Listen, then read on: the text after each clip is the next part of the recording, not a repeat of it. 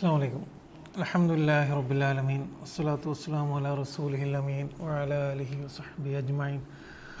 റബ്ബി ഇശ്റഹ് ലി സദ്രി വയസ്സിർ ലി അംരി വഹ്ലുൽ ഉഖ്ദതം മിൻ ലിസാനി യഫ്ഖഹു ഖൗലി. അള്ളാഹു നമ്മുടെ ഇരുത്തം നാളെ മരണപ്പെട്ടവൻ്റെ മുന്നിലെത്തുമ്പോൾ നമുക്ക് അനുകൂലമായ വിധി പറയുന്ന നിമിഷങ്ങളിൽ എഴുതി ചേർക്കുമാറാകട്ടെ. ആമീൻ. നമ്മൾ സൂറ നജ്മ് 28 ആയത്തുകളാണ് ഇതുവരെ പഠിച്ചത്. ഈ ആയത്തുകളുടെ ഒരു വിഷയം നമ്മളെ മനസ്സിലുണ്ടാവണം. ഇന്ന് ഇൻഷാ അല്ലാഹ് 29ഉം 30ഉം ആയത്തുകളായിരിക്കും നമ്മൾ പഠിക്കുക. അതിൽ ഇതുവരെ ഈ സൂറത്ത് പ്രധാനമായിട്ടും പറഞ്ഞത് മനുഷ്യൻ്റെ ആത്മീയത അല്ലെങ്കിൽ അവൻ്റെ വിശ്വാസം, അതിൽ അതിൻ്റെ ശരിയായ വശമാണ് വഹിയും മിഅ്റാജും. വഹിയാണ് പ്രധാനമായിട്ടും അള്ളാഹു ഇതിൽ പരിചയപ്പെടുന്നത്. ആ വഹി എത്രത്തോളം വിശ്വാസത്തിലെടുക്കാൻ പറ്റുന്നതാണ് എന്നതാണ് അള്ളാഹു ചിത്രീകരിച്ച് കാണിക്കുന്നത്.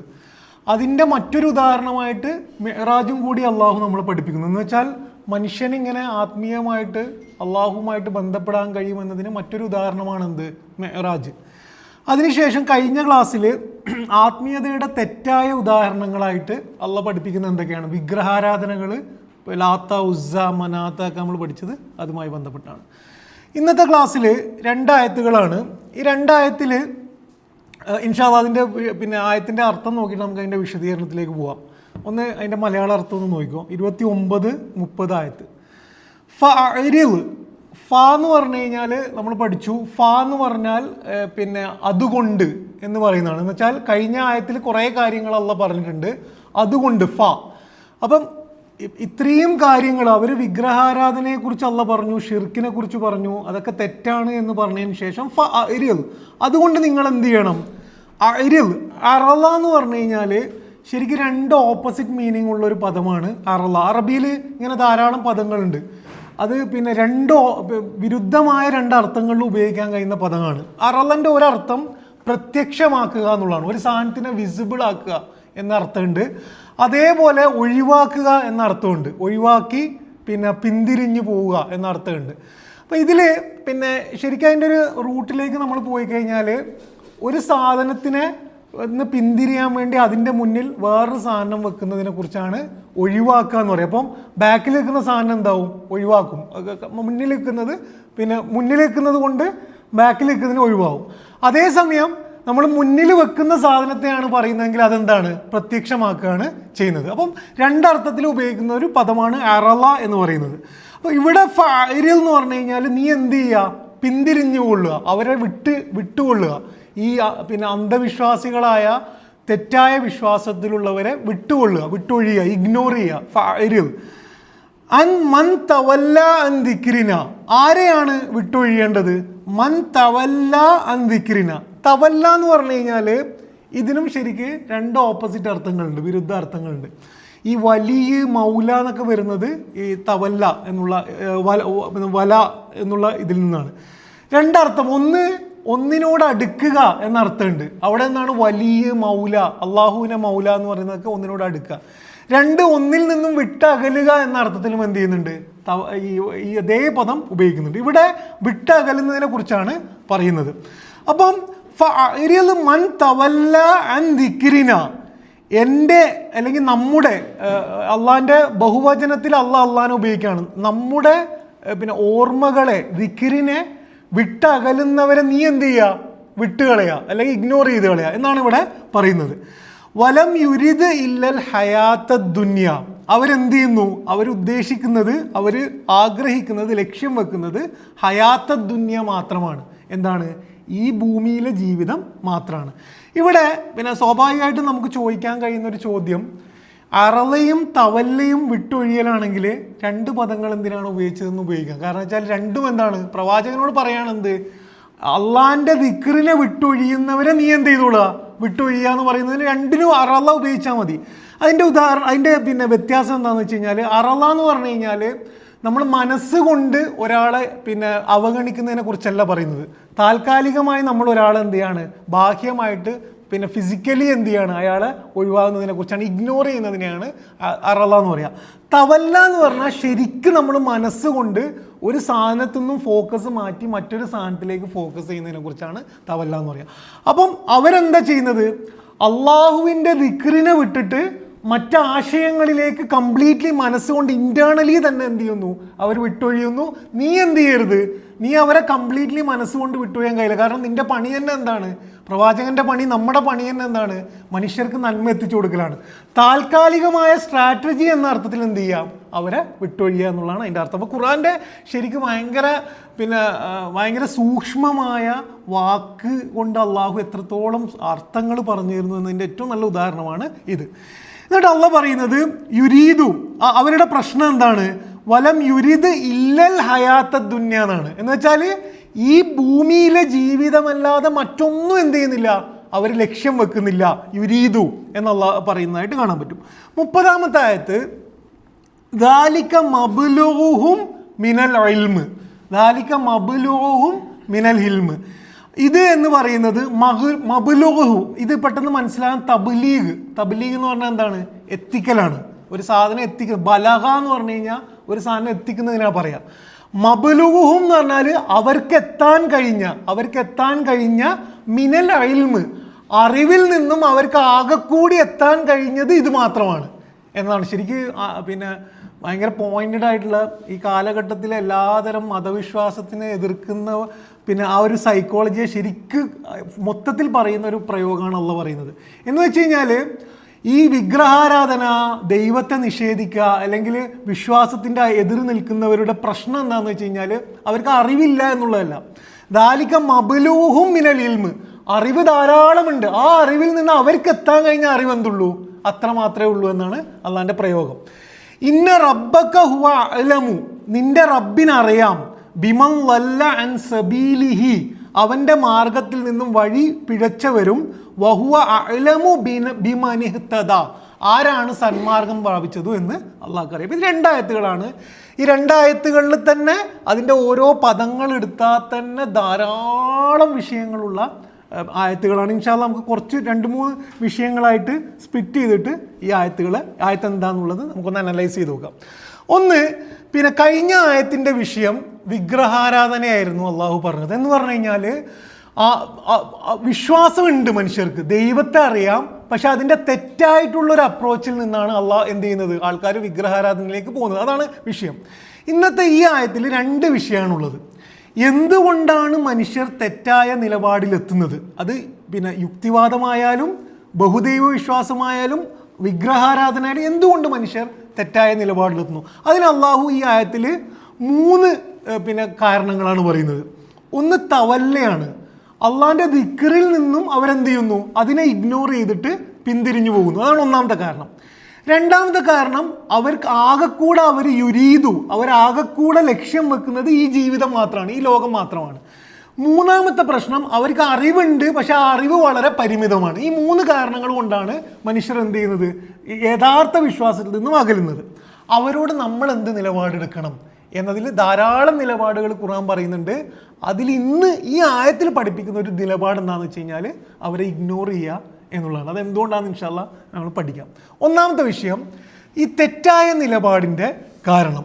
ഇവിടെ ഈ സൂറ നജ്മിൻ്റെ ഒരു പ്രത്യേകത എന്താണെന്ന് വെച്ച് കഴിഞ്ഞാൽ, സൂറ നജ്മ് ഒരേ സമയം 2 തരം തെറ്റായ നിലപാടിനെയും കൈകാര്യം ചെയ്യുന്നുണ്ട്. ഒന്നാമത്തെ തെറ്റായ നിലപാട് ദൈവം തന്നെ ഇല്ല എന്ന് പറയുന്ന നിലപാടാണ്. എന്ന് വെച്ചാൽ വിശ്വാസം ഇല്ല, ദൈവം ഇല്ല, ഈ ലോകത്തിനപ്പുറം ഒന്നുമില്ല എന്ന് പറയുന്നതാണ് ഒന്നാമത്തത്. പക്ഷെ ഈ സൂറത്തിൽ 2ാമതൊരു വിഭാഗത്തെയും അള്ളാഹ് കൈകാര്യം ചെയ്യുന്നുണ്ട്. ആരെയാണത്? വിശ്വാസമുണ്ട്, ദൈവമുണ്ട്, അഭൗതിക സാധനമൊക്കെ ഉണ്ട്, പക്ഷെ അതിനെ തെറ്റായിട്ട് എടുക്കുന്നതാണ് എന്ത്, മലക്കുകൾ, ദൈവം, അള്ളാഹിൻ്റെ പുത്രിമാര് എന്നൊക്കെ പറയുന്നത് എന്താണ്, വിശ്വാസമുണ്ട്, ദൈവമുണ്ട്, ഇതൊക്കെ ഉണ്ടെങ്കിലും തെറ്റായിട്ടുള്ള ഇതിലേക്ക് പോകുന്ന ആൾ ദൈവങ്ങൾ, മനുഷ്യപുത്രന്മാർ എന്നൊക്കെ പറയുന്ന 2 വിഭാഗത്തെയും അള്ളാഹു ഇതിൽ കൈകാര്യം ചെയ്യുന്നുണ്ട് എന്ന് കാണാൻ പറ്റും. 3 ഞാൻ പറഞ്ഞു 3 അടിസ്ഥാന കാരണങ്ങളാണ് പറയുന്നത്. അതിൽ ഒന്നാമത്തെ കാരണം ഓരോന്നായിട്ട് നമുക്ക് എടുത്തു കഴിഞ്ഞാൽ, ഒന്നാമത്തെ കാരണം ഇറാദൻ്റെ പ്രശ്നമാണ്. യുരീദു, ഇറാദൻ്റെ പ്രശ്നമാണ്. എന്താണ് ഉദ്ദേശം, എന്താണ് ലക്ഷ്യം? ഇവിടെ അള്ളാഹ് പറയുന്നത് ഈ ലോകം മാത്രം ലക്ഷ്യമാക്കിയാൽ ഒരിക്കലും അള്ളാഹുവിലേക്ക് നമുക്ക് എത്താൻ കഴിയില്ല, ശരിയായ വിശ്വാസത്തിലേക്ക് ഒരാൾക്ക് എത്താൻ കഴിയില്ല. കാരണം എന്താണ്, ഈ ലോകം മാത്രം ഉദ്ദേശമായി കഴിഞ്ഞാൽ അതല്ലാത്ത ഒന്നും എന്ത് ചെയ്യൂല, മനസ്സിൽ വരില്ല. ഇത് ഈ നമ്മളിതിങ്ങനെ കേൾക്കുമ്പം ആരെയോ കുറിച്ച് ആലോചിക്കരുത്. ഖുർആനിലെ എല്ലാ ആയത്തുകളും നമ്മളെക്കുറിച്ചാണ് ആലോചിക്കേണ്ടത്. എന്ന് വെച്ച് കഴിഞ്ഞാൽ നമ്മൾ മതവിശ്വാസിയുടെ പേരുണ്ടാവുമ്പോഴും നിസ്കരിക്കുമ്പോഴും ഒക്കെ ചെയ്യുമ്പോഴും നമ്മുടെ ആകെക്കൂടെ ഉള്ള ഫോക്കസും ഹമ്മും ഉദ്ദേശവും ലക്ഷ്യവും ഒക്കെ ഈ ജീവിതം മാത്രമാണെങ്കിൽ നമുക്ക് ഒരിക്കലും അള്ളാഹിനെ കണ്ടെത്താൻ കഴിയില്ല എന്നുള്ളതാണ് അള്ളാഹു പറയുന്നത് എന്ന് കാണാൻ പറ്റും. എന്ന് മാത്രമല്ല, നിങ്ങളിവിടെ നോക്കിക്കഴിഞ്ഞാൽ അള്ളാഹ് അവരുടെ അറിവിൻ്റെ പ്രശ്നം പറയുന്നതിന് മുമ്പേ ഉദ്ദേശത്തിൻ്റെ പ്രശ്നമാണ് പറയുന്നത്. എന്ന് വെച്ചാൽ വലം യുരീദ് ഇല്ലൽ ഹയാത്ത ദുന്യ എന്ന് പറഞ്ഞതിന് ശേഷമാണ് ലാലിക്ക മബ്ലൂഹും മിനൽ ഇൽമ് എന്ന് പറയുന്നത്. കാരണം എന്താണ്? അറിവുണ്ടായാൽ പോലും ഉദ്ദേശം ഈ ഭൂമി മാത്രമാണെങ്കിൽ എന്ത് ചെയ്യൂല, ആ അറിവും ഉപകാരപ്പെടൂല എന്ന് പറയുന്നതായിട്ട് കാണാൻ പറ്റും. സൂറ ഫുർഖാനിൽ 62-ാമത്തെ ആയത്തിൽ വളരെ സുന്ദരമായ ആയത്താണ്. ഇതിൽ അള്ളാഹു ഈ അറാദൻ്റെ പ്രശ്നം, യുരീദു അറാദൻ്റെ പ്രശ്നം പറയുന്നതിൻ്റെ നിങ്ങൾ നോക്കിക്കഴിഞ്ഞാൽ അള്ളാഹ് പറയാണ് വഹുവല്ലദീ ജഅലൽ ലൈല വന്നഹാര ഖിൽഫത്തൻ. അള്ളാഹ് എന്ത് ചെയ്തിട്ടുണ്ട്? രാത്രി നമ്മളിങ്ങനെ പുറത്തേക്ക് ഇറങ്ങി നോക്കിക്കഴിഞ്ഞാൽ രാത്രിയുണ്ട്, പകലുണ്ട് എന്ന് മാത്രമല്ല അത് അത്ഭുതകരമായിട്ട് മാറി മാറി വരുന്നുമുണ്ട്. ഇതുണ്ട്, നമ്മുടെ മുന്നിലുണ്ട്, എൻ്റെ മുന്നിലുണ്ട്, ദൈവം വിശ്വസിക്കാത്ത നിരീശ്വരവാദിൻ്റെ മുന്നിലുണ്ട്, വിഗ്രഹാരാധന എല്ലാവരുടെ മുന്നിലുണ്ട്. വഹുവല്ലദീ ജഅലൽ ലൈല വന്നഹാര ഖിൽഫത്തൻ. എന്നിട്ട് അള്ളാഹ് പറയാണ് ലിമൻ അറാദ അൻ യദ്ദക്കറ ഔ അറാദ ശുക്കൂറ. ആർക്ക് മാത്രമേ അത് ഉപകാരപ്പെടുള്ളൂ? ലക്ഷ്യം അള്ളാഹിൻ്റെ ദിക്റും അള്ളാഹിനോട് ശുക്ർ ചെയ്യണം എന്ന് ഒരാൾ ആഗ്രഹിച്ചാൽ മാത്രമേ എന്ത് ചെയ്യുള്ളൂ, ഈ തെളിവുകളും ആയത്തുകളും ഉപകാരപ്പെടുള്ളൂ. എന്ന് വെച്ചാൽ ആർക്കും രാത്രിയെ നോക്കാം, പക്ഷെ രാത്രിയിൽ നിന്നും അള്ളാഹുവിലേക്ക് എത്തണമെങ്കിൽ ലക്ഷ്യം കൃത്യമാകണം. ഈ ഭൂമി മാത്രമല്ല, ഇതിനപ്പുറമുള്ള എന്തെങ്കിലും ഉണ്ട് എന്നുള്ള പോസിബിലിറ്റിക്ക് വേണ്ടിയിട്ട് നമ്മുടെ മനസ്സ് റെഡിയായാലേ ആയത്തുകൾ. അല്ലെങ്കിൽ നമ്മുടെ മുന്നിൽ ഖുർആൻ മറ്റൊരു സ്ഥലത്ത് പറയുന്നുണ്ട്, എന്ത് അള്ളാഹ് തന്നെ ഇറങ്ങി വരികയാണെങ്കിൽ, ഒരു ഖജനാവ് തന്നെ ഇറക്കുകയാണെങ്കിൽ, മലക്ക് തന്നെ ഇറക്കുകയാണെങ്കിൽ തന്നെ നമ്മുടെ ഉദ്ദേശവും ലക്ഷ്യവും മനസ്സും ഈ ഭൂമി മാത്രമാണെങ്കിൽ നമുക്ക് ഒരിക്കലും എന്ത് ചെയ്യാൻ കഴിയില്ല, ഈ ഭൂമിക്ക് അപ്പുറമുള്ളൊരു ദൈവത്തെ കണ്ടെത്താൻ കഴിയില്ല എന്ന് പറയുന്നതായിട്ട് കാണാൻ പറ്റും. സൂറ ഖിയാമയിൽ നമുക്ക് കാണാതെ അറിയാവുന്ന ആയത്താണ്. സൂറ ഖിയാമയിൽ അള്ളാഹു ആദ്യം വിരലുകളിലുള്ള അത്ഭുതത്തെക്കുറിച്ച് പറയുന്നുണ്ട്. എന്താണ്? നുസവ്യ ബനാന പറയുന്നുണ്ട്. അതിനുശേഷം അള്ളാഹ് പറയാണ് ഇത്രയും തെളിവുകളൊക്കെ ഉണ്ടായാലും മനുഷ്യൻ നന്നാവില്ല. കാരണം എന്താണ്? ബൽ യുരീദുൽ ഇൻസാനു ലിയഫ്ജുറ അമാമ. യുരീദു എന്നാണ് പറയുന്നത്. അവൻ എന്താണ് ഉദ്ദേശിക്കുന്നത്? ഇനിയും തെറ്റുകൾ ചെയ്യാനാണ് മനുഷ്യൻ ഉദ്ദേശിക്കുന്നത്. മതം സ്വീകരിച്ചു കഴിഞ്ഞാൽ കുറേ പ്രശ്നങ്ങളുണ്ട്. ആ പ്രശ്നങ്ങളിൽ നിന്ന് ഒഴിവായിക്കൊണ്ട് തെറ്റുകൾ ചെയ്യാൻ ഉപയോഗിച്ച് കഴിഞ്ഞാൽ എത്ര വലിയ തെളിവുകളും ഉപകാരപ്പെടില്ല എന്നുള്ള പറയുന്നതായിട്ട് കാണാൻ കഴിയും. ഇനി നമ്മൾ ഇഹലോകത്തെയും പരലോകത്തെയും ലക്ഷ്യമാക്കി കഴിഞ്ഞാൽ നമുക്ക് രണ്ട് വ്യത്യസ്തമായ നിലപാടാണ് വരിക. ഇപ്പോൾ ഒരാൾ പരലോകമാണ് ലക്ഷ്യമാക്കാൻ നോക്കുക, അള്ളയാണ് ലക്ഷ്യം. ഒരാൾക്ക് കംപ്ലീറ്റ് ലക്ഷ്യം ഇഹലോകമാണെങ്കിൽ കാണുന്ന എല്ലാ കാഴ്ചയും രണ്ടുപേരും രണ്ട് തരത്തിലാണ് കാണുക. ഇത് പഠിപ്പിക്കാൻ വേണ്ടി അള്ളാഹു കാറൂൻ്റെ ഉദാഹരണം പഠിപ്പിക്കുന്നത്. കാറൂൻ നമുക്കറിയാം ആരാണ്? ഫിറൗൻ്റെ സമയത്തുണ്ടായിരുന്ന വളരെ ധനികനായിട്ടുള്ള, ധാരാളം സമ്പത്തുള്ള, ധാരാളം എന്ന് വെച്ച് കഴിഞ്ഞാൽ സമ്പത്തും കൊണ്ട് നടക്കുന്നവൻ എന്നതാണ്. സമ്പത്തും കൊണ്ട് ഇങ്ങനെ ഭയങ്കര സ്വർണം നമുക്കൊന്നും ഊഹിക്കാൻ കഴിയില്ല. അങ്ങനെ നടക്കുന്ന കാറൂനെ വെച്ചുകൊണ്ട് അള്ളാഹ് ഈ രണ്ട് നിലപാട് പറയുന്നുണ്ട്. സൂറ ഖസസിൽ 79-ാമത്തെ ആയത്തിൽ ഖാലല്ലദീന യുരീദുൽ ഹയാത്ത ദുന്യ. അപ്പോൾ കാറൂൻ ഇങ്ങനെ പോവുകയാണ്. അപ്പോൾ രണ്ടാൾക്കാർ കാണുന്നുണ്ട്, രണ്ട് വിഭാഗം ആൾക്കാർ കാണുന്നുണ്ട്. അതിലൊരു വിഭാഗം ഖാലല്ലദീന യുരീദൂനൽ ഹയാത്ത ദുന്യ, ഈ ഭൂമിയെ അറാദ, ഈ ഭൂമിയെ ലക്ഷ്യമാക്കിയവൻ പറഞ്ഞു യാ ലൈതലന മിസ്ലമാ ഊതിയ കാറൂൻ, ഈ കാറൂന് കൊടുത്ത പോലെ തന്നെ എനിക്കും എന്താ കിട്ടായിരുന്നത്. യാ ലൈതലന മിസ്ലമാ ഊതിയ കാറൂൻ ഇന്നഹു ലദു ഹള്ളിൻ അലീം, തീർച്ചയായും അവൻ ഭയങ്കര ഭാഗ്യവാൻ തന്നെ എന്നുള്ളതാണ്. അങ്ങനെയുള്ള ഈ അംബാനി പിന്നെ അങ്ങനെ അദാനി ഇങ്ങനെ ഫുൾ ടീംസ് നമ്മളിങ്ങനെ കാണുമ്പോൾ കോടീശ്വരന്മാർ. അപ്പോൾ കോടീശ്വരന്മാരെ കാണുമ്പം നമ്മുടെ ഫുൾ ഫോക്കസും ശ്രദ്ധയും മനസ്സും നിറയെ ഹയാത്ത് ദുന്യ മാത്രമാണെങ്കിൽ നമ്മളെ ഒന്ന് മാത്രമേ പറയുള്ളൂ, അതെന്താണ്? അവനെപ്പോലെ എനിക്കും ആകാൻ കഴിഞ്ഞിരുന്നെങ്കിൽ എന്ന് ഒരൊറ്റ നിലപാടേ എടുക്കുള്ളൂ. ഇനി അള്ളാഹ് രണ്ടാമത്തെ നിലപാട് പറയുന്നുണ്ട്. വഖാലല്ലദീന ഊത്തുൽ ഇൽമ എന്നാണ് കറക്റ്റ് പ്രയോഗമാണ്. വഖാലല്ലദീന ഊത്തുൽ ഇൽമ, അറിവ് ലഭിച്ചവൻ എന്ന് വെച്ചാൽ പരലോകത്തിലെ വിശ്വാസം ഉള്ളവനെ കുറിച്ച് അള്ളാഹ് പറയുന്നത് അറിവ് ലഭിച്ചവൻ. വഖാലല്ലദീന ഊത്തുൽ ഇൽമ വൈലക്കും, എന്തൊരു നാശമാണ്, സവാബുല്ലാഹി ഖൈർ, അള്ളാഹിൻ്റെ അടുത്തല്ലേ ഏറ്റവും ഹൈറുള്ളത്. എന്ന് വെച്ചാൽ കാറൂനല്ല ആരായാലും എത്ര ഖജനാവ് കൊണ്ട് നടന്നാലും സവാബുല്ലാഹി ഖൈർ, ലിമൻ ആമന വഅമില സ്വാലിഹ, വിശ്വസിക്കുന്നവനും അമലു സ്വാലിഹാത്ത് ചെയ്യുന്നവനും അതല്ല വലുത്. എന്ന് പറഞ്ഞാൽ ഇവിടുത്തെ പൈസ ആഗ്രഹിക്കാതിരിക്കുന്നതിനെ കുറിച്ച് മാത്രമല്ല ഇവിടെ പറയുന്നത്. പൈസ ആഗ്രഹിക്കുന്നതുകൊണ്ടൊന്നും പ്രശ്നമില്ല. പക്ഷെ ആകെക്കൂടെ കാണാൻ കഴിയുന്നത് പൈസ ഉള്ളത് തന്നെ ഭയങ്കര സംഭവമാണെന്നാണെങ്കിൽ അതിലെ ഇറാദൻ്റെ പ്രശ്നമാണ് എന്ന് അള്ളാഹു ഇവിടെ പഠിപ്പിക്കുന്നതായിട്ട് കാണാൻ പറ്റും. അപ്പോൾ അതാണ് ഒന്നാമത്തെ പ്രശ്നം.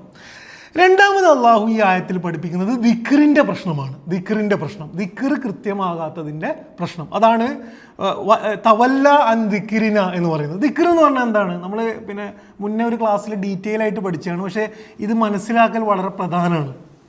ഖുർആൻ്റെ വളരെ പ്രധാനപ്പെട്ട വിഷയങ്ങളിൽ ഒന്നാണ് ദിക്ർ.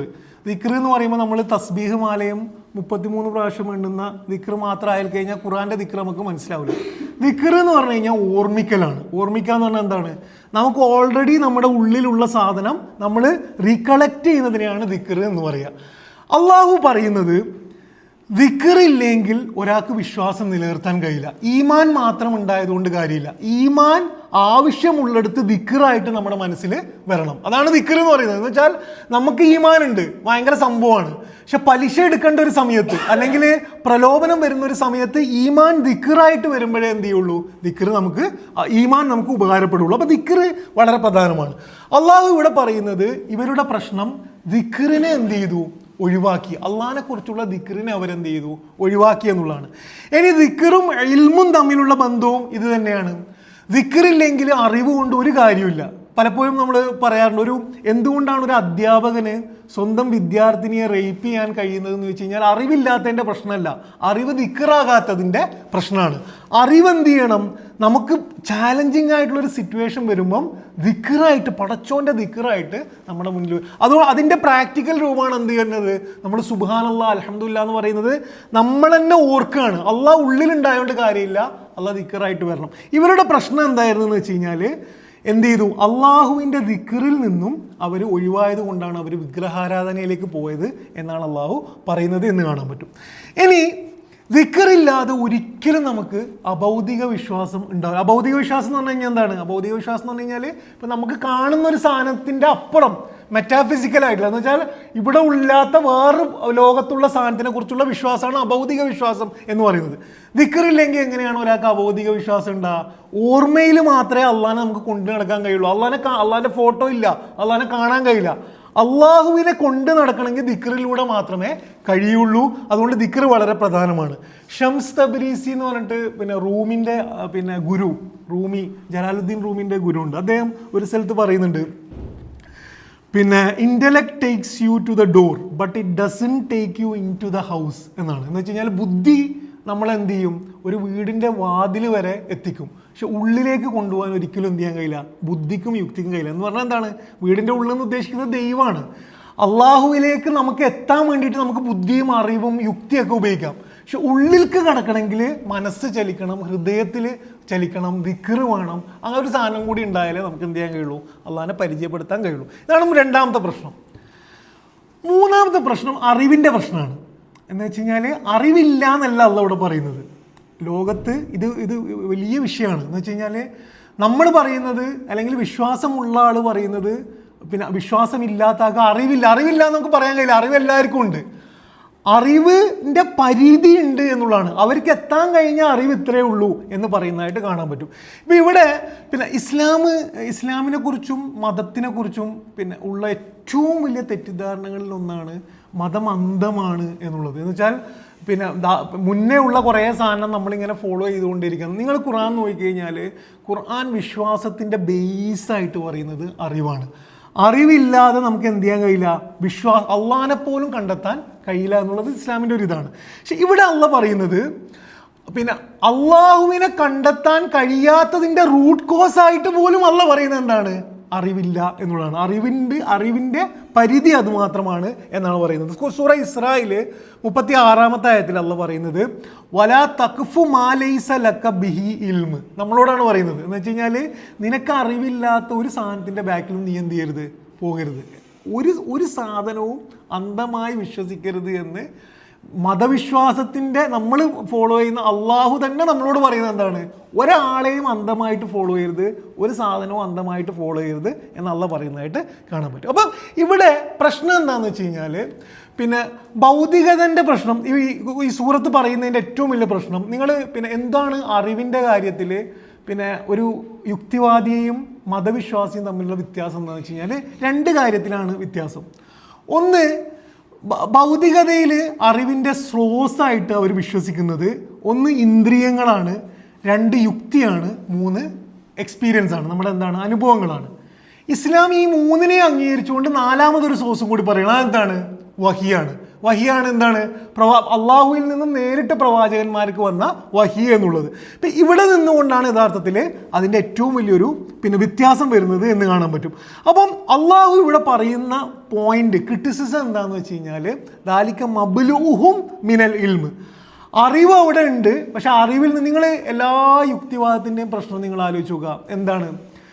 എത്ര അന്വേഷിക്കാനും ഞാൻ റെഡിയാണ്, പക്ഷെ ദൈവം എന്ന പോസിബിലിറ്റിയെ കൂടി ഇല്ലാത്ത, കാണാൻ കഴിയാത്തൊരു പോസിബിലിറ്റിയെ എനിക്ക് എന്ത് ചെയ്യാൻ കഴിയില്ല, അംഗീകരിക്കാൻ കഴിയില്ല എന്ന് പറയുന്നിടത്താണ് ഈ പ്രശ്നം വരുന്നത്. എന്ന് വെച്ചാൽ നിങ്ങൾ പിന്നെ ഏറ്റവും വലിയ യുക്തിവാദികളായിട്ടുള്ള ഒരാളോട് ചോദിച്ചു കഴിഞ്ഞാൽ പറയുന്നത് വെച്ച് കഴിഞ്ഞാൽ ദൈവം ഇല്ല എന്ന് നമ്മൾ പറയുന്നില്ല, പക്ഷെ എനിക്ക് അന്വേഷിച്ചിട്ട് എൻ്റെ ഇന്ദ്രിയങ്ങൾ കൊണ്ട് കണ്ടെത്താൻ കഴിയുന്നില്ല, അതുകൊണ്ട് ഞാൻ എന്ത് ചെയ്യുന്നില്ല, അംഗീകരിക്കുന്നില്ല. അള്ളാഹു ഇവിടെ ഖുർആനിൽ പറയുന്നത് ദാലിക മബ്ലൂഹും മിനൽ ഇൽമ്, എന്നെക്കുറിച്ചുള്ള അറിവിൽ അവരെത്തിയിട്ടുള്ളത് ഇവിടെ മാത്രമാണ് എന്ന് അള്ളാഹ് പറയുന്നതായിട്ട് കാണാൻ കഴിയും. ഇനി ഇതേ പ്രയോഗം സൂറ റൂമിൽ 7-ാമത്തെ ആയത്തിൽ അള്ളാഹ് പറയുന്നത് യഅലമൂന ലാഹിറം മിനൽ ഹയാത്തി ദുന്യ എന്നാണ്. അവരെന്ത് ചെയ്യുന്നു? ഈ ഭൂമിയിലെ പെരിഫറിയിലുള്ള അറിവുകൾ, കാര്യങ്ങൾ മാത്രമേ അവർ അറിയുന്നുള്ളൂ എന്നുള്ളതാണ്. അതിൻ്റെ ബാക്കിലേക്ക് അന്വേഷിക്കാൻ ശ്രമിക്കുന്നില്ല എന്ന് അള്ളാഹു പറയുന്നതായിട്ട് കാണാൻ പറ്റും. അപ്പോൾ ഇതാണ് 3 കാരണങ്ങൾ. എന്ന് വെച്ചാൽ പിന്നെ ഒന്ന് ഉദ്ദേശത്തിൻ്റെ പ്രശ്നം, എന്ന് വെച്ചാൽ പിന്നെ ലക്ഷ്യം ഭൂമി മാത്രമാകുന്നു. രണ്ടാമത് എന്താണ്? ദിക്റിൻ്റെ പ്രശ്നം, ഉള്ള അറിവിനെ ദിക്റായിട്ട് അവർ ഉപയോഗിക്കുന്നില്ല. മൂന്നാമത്തെ പ്രശ്നം അറിവുണ്ട്, പക്ഷെ അറിവ് ഈ ഭൂമിയിൽ മാത്രം കെട്ടിക്കുടുങ്ങി കിടക്കുന്നതിനുള്ള നിർബന്ധ ബുദ്ധി ഉള്ളത് കൊണ്ടാണ് അറിയാത്തത് എന്നുള്ളതാണ്. എങ്ങനെയാണ് അറിവിനെ ഉപയോഗിക്കേണ്ടത് എന്ന് സൂറ ആലിമ്രാനിൽ 190 നമുക്ക് ഇസ്ലാമിനെ അറിവിനെ കുറിച്ചുള്ള എല്ലാ തിയറീസും ഡെവലപ്പ് ചെയ്യാൻ കഴിയുന്ന ഒരു ആയത്തുണ്ടെങ്കിൽ, 2-3 ആയത്തുകൾ ഉണ്ടെങ്കിൽ അത് സൂറ ആലിമ്രാനിലെ 190 മുതൽ 193 മുതലുള്ള ആയത്താണ്. ഈ എല്ലാ സാധനവും അതിലുണ്ട്. ഈ അള്ളാഹു പറയുന്നു ഇന്ന ഫീ ഖൽഖിസ് സമാവാതി വൽ അർളി വഖ്തിലാഫിൽ ലൈലി വന്നഹാർ. എന്താണ്? സൃഷ്ടിപ്പിൽ, എന്തിൻ്റെ സൃഷ്ടിപ്പിൽ? ആകാശങ്ങളുടെയും ഭൂമിയുടെയും സൃഷ്ടിപ്പിൽ, വഖ്തിലാഫിൽ ലൈലി വന്നഹാർ, രാത്രിയും പകലും ഇങ്ങനെ മാറി മറിയുന്നതിൽ. അപ്പോൾ ഇതൊക്കെ നമുക്ക് കാണാൻ കഴിയുന്നതാണ്, എല്ലാം കാണാൻ കഴിയുന്നതാണ്. ആയാത്തിൽ ഉലിൽ അൽബാബ്, ബുദ്ധിയുള്ളവർക്ക് എന്തുണ്ട്? അതിന് തെളിവുണ്ട്, ബുദ്ധിയുള്ളവർക്ക് അവർക്ക് തെളിവുണ്ട്. ഇത് ഓക്കെയാണ്. എന്നിട്ട് അള്ളാഹ് പറയാണ് അല്ലദീന യദ്കുറൂന അല്ലാഹ, ആർക്കേ അത് ഉപകാരപ്പെടുള്ളൂ? അള്ളാഹുവിനെ ഓർക്കാൻ തയ്യാറാവർക്ക് എന്തുള്ളൂ? അത് ഉപകാരപ്പെടുള്ളൂ. എന്നിട്ട് അവർ പറയും എന്ത്? വയതഫക്കറൂന ഫീ ഖൽഖിസ് സമാവാതി വൽ അർള്, അവർ ഇതിനെക്കുറിച്ചൊക്കെ ആലോചിച്ചിട്ട് പറയും റബ്ബന മാ ഖലഖ്ത ഹാദാ ബാത്തില, പടച്ചവനെ നീ ഇതൊന്നും സൃഷ്ടിച്ചത് വെറുതെ അല്ല. എന്ന് വെച്ചാൽ നമ്മുടെ മുന്നിൽ കാണുന്ന അറിവിനെ, ആ അറിവിനെ കാണാത്തൊരു സൃഷ്ടാവിലേക്ക് കണക്ട് ചെയ്യാൻ കഴിയുന്നതാണ് യഥാർത്ഥത്തിലുള്ള അറിവ് എന്നുള്ളതാണ് ഇസ്ലാമിൻ്റെ കൺസെപ്റ്റ് എന്ന് പറയാൻ പറ്റും. ഇതാണ് ഒന്നാമത്തെ വിഷയം. രണ്ടാമത്തെ വിഷയം, ഇങ്ങനത്തെ ആൾക്കാരോട് എന്ത് നിലപാടാണ് എടുക്കേണ്ടത് എന്നുള്ളതാണ്. നമ്മൾ സോഷ്യൽ മീഡിയ കാലഘട്ടത്തിൽ ഏറ്റവും പിന്നെ എന്താണ് ആവശ്യമുള്ള ഒരു പാഠമാണ് ഈ ആയത്ത് തരുന്നത്. ഇങ്ങനത്തെ ആൾക്കാരോട് നിരന്തരം തർക്കിക്കുന്ന, നിരന്തരം അള്ളാഹുവിനെ നിഷേധിക്കുന്ന ആൾക്കാരോട് നമ്മൾ എന്ത് നിലപാടെടുക്കണം എന്നുള്ളതാണ് അള്ളാഹുവിടെ പറയുന്നത്. അത് ഫഅരിൽ എന്നാണ്. അവരെന്ത് ചെയ്യുക? അവഗണിക്കുക, ഇഗ്നോർ ചെയ്യുക, വിട്ടുമാറുക. ഇത് വായിക്കുമ്പം നമ്മൾ മനസ്സിലാക്കേണ്ട ഒരു സാധനം, ഖുർആനിൽ ധാരാളം ആയത്തുകളിൽ അള്ളാഹു വിശ്വാസിയുടെ അടിസ്ഥാന ഉത്തരവാദിത്തമായിട്ട് പറയുന്നത് എന്താണ്? പ്രബോധനം ചെയ്യുക, ദഅവ ചെയ്യുക, ആൾക്കാരെ വിളിക്കുക. അത് ഫിർഔനായാലും എന്ത് ചെയ്യുക? ഫിർഔനായാലും മൂസാ നബി അലൈഹി ഇസ്ലാമിനോട് പറയുന്നത് അയാളെന്ത് ചെയ്യുക? കൗലൻ ലയ്യിനം, എന്ത് ചെയ്യുക? അദ്ദേഹത്തിന് ഏറ്റവും നല്ല വാർത്താനം പറഞ്ഞിട്ട് ഇതാക്കുക. നമ്മൾ പരമാവധി ശ്രമിക്കുക, നല്ല ഉപദേശം കൊണ്ട് ആൾക്കാരെ ക്ഷണിക്കാൻ ശ്രമിക്കുക. അള്ളാഹ് ഇവിടെ പറയുന്നത് എന്താണ്? ചില സമയത്ത് അവഗണിക്കാനും നമുക്ക് എന്ത് ചെയ്യണം? കഴിയണം. വളരെ നല്ല നിഷ്കുകളായിട്ട് എല്ലാ തലയടിച്ച ആൾക്കാരെ ബാക്കിൽ പോയിട്ട് പറഞ്ഞൊരു കാര്യത്തെക്കുറിച്ച് പറയുക എന്നത് ഒരു പോയിന്റിലെത്തിയാൽ അവഗണിക്കാൻ കൂടി കഴിയണം എന്നുള്ളത് ഖുർആൻ ഒരു സ്ഥലത്തല്ല ധാരാളം സ്ഥലത്ത് പറയുന്നതായിട്ട് കാണാൻ പറ്റും.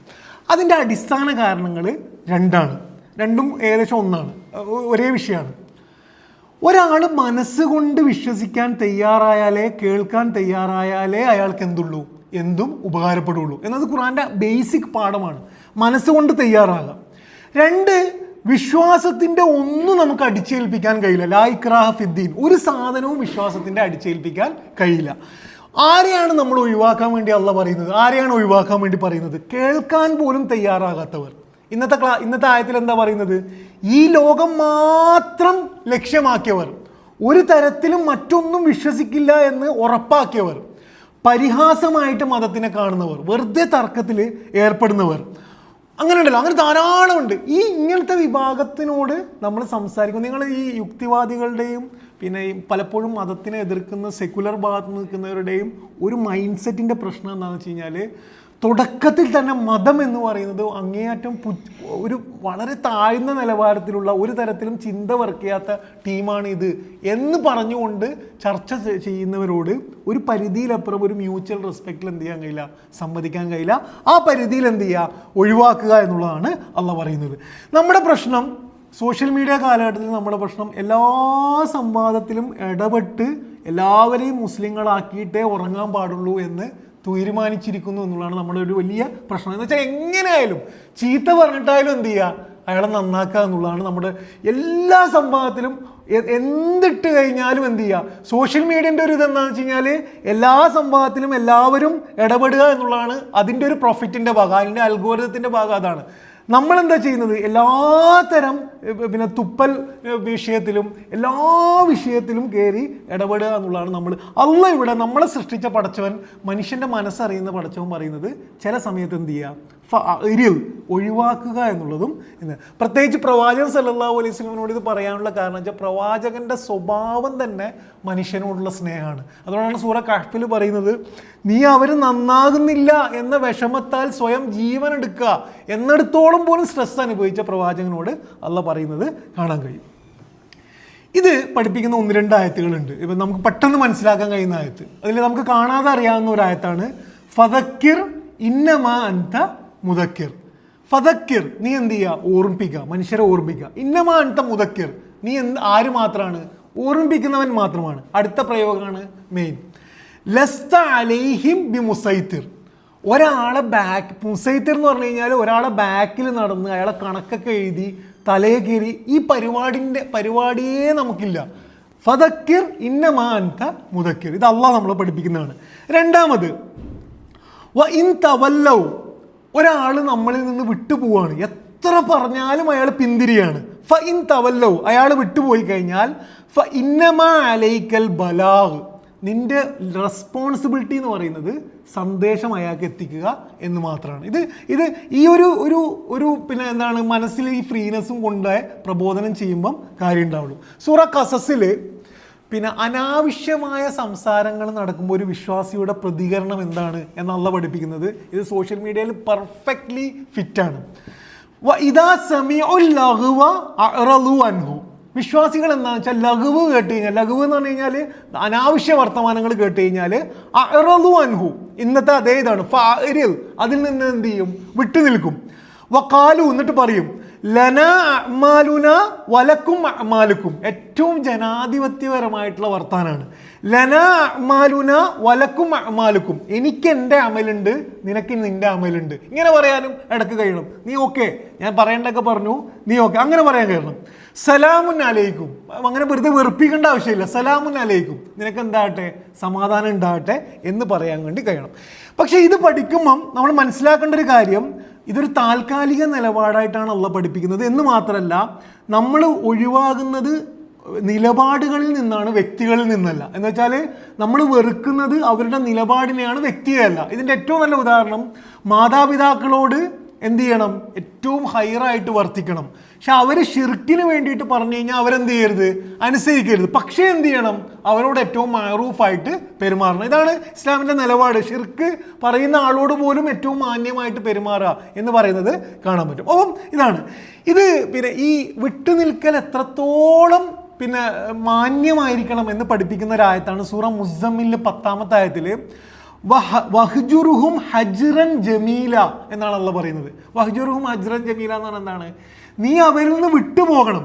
പക്ഷെ വിട്ടുപോകുന്നത് സുന്ദരമായി വിട്ടുപോകണം. സുന്ദരമായി വിട്ടുപോകാന്ന് പറഞ്ഞു കഴിഞ്ഞാൽ നമ്മൾ ഒരാളെ ഒഴിവാക്കുമ്പം ആ ഒഴിവാക്കലിൽ പോലും ഒരു സൗന്ദര്യം ആൾക്കാർക്ക് ഫീൽ ചെയ്യണം. ആകെ കൂടെ വെറുപ്പിച്ചിട്ട് പോവാന്നല്ല. സലാം അയാൾക്ക് തോന്നണം എന്ത്? ആ വിട്ടുപോകലിൽ പോലും ഒരു മാന്യത തോന്നുന്നതാണ് വഹ്ജുറുഹും ഹജ്റൻ ജമീല എന്ന് വെച്ചാൽ ഫുള്ള് തെറി പറഞ്ഞിട്ട് ആകെ കൂടെ വെറുപ്പിച്ച് ഫുള്ള് അൺഫ്രണ്ടൊക്കെ ചെയ്തിട്ട് ആകെ പ്രശ്നമാക്കി കുളമാക്കിയിട്ട് എന്നുള്ള കാര്യമല്ല ഇവിടെ പറയുന്നത്. അങ്ങനത്തെ വിട്ടുപോകൽ നമുക്ക് വിട്ടുപോകണം. പക്ഷെ വഹ്ജുറുഹും ഹജ്റൻ ജമീല എന്നുള്ള പറയുന്നതായിട്ട് കാണാൻ പറ്റും. ഇനി പിന്നെ സൂറ അറാഫിൽ ഇതിന് കുറച്ചും കൂടി ഇതിങ്ങനെ ഈ ഭാഗം ഇങ്ങനെ നമ്മൾ പോയി കഴിഞ്ഞാൽ ഇതിങ്ങനെ കൂടി വരുന്നതായിട്ട് കാണാം. മാന്യത കൂടി വരുന്നതായിട്ട് കാണാൻ പറ്റും. സൂറ അറാഫിൽ 199-ാമത്തെ ആയത്തിൽ ഇങ്ങനെ വിട്ടുപോകുമ്പം അള്ളാഹ് പറയുന്നത് ഹുദിൽ അഫ്വ എന്ന് പറഞ്ഞു കഴിഞ്ഞാൽ പുറത്തു കൊടുക്കാൻ കഴിയണം. നമ്മളൊരാളെ വിട്ടുപോവാണ്, അയാളെ വർത്താനവും തർക്കവും കേട്ടിട്ട് വെറുത്തിരിക്കുകയാണ്, എന്നാലും സുന്ദരമായിട്ട് സലാമൊക്കെ പറഞ്ഞ് വിട്ടുപോവാണ്. എന്നിട്ട് എന്ത് ചെയ്യുക? അയാൾക്ക് വേണ്ടി പ്രാർത്ഥിക്കുക. ഹുദിൽ അഫ്വ, അയാൾക്ക് വിട്ടുവീഴ്ചയിൽ പിടിക്കുക. വഅ്മുർ ബിൽ ഉർഫ് വഅരിൽ അനിൽ ജാഹിലീൻ എന്ന് പറയുന്നതായിട്ട് കാണാൻ പറ്റും.